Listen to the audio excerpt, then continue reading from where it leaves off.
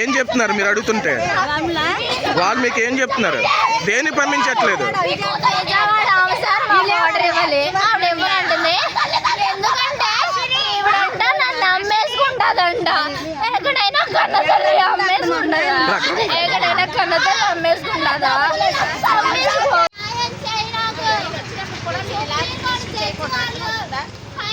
Judge గారు నాకు న్యాయం చేయాలంటే అమ్మగా నన్ను ఇచ్చి పంపించండి. మీకు దండం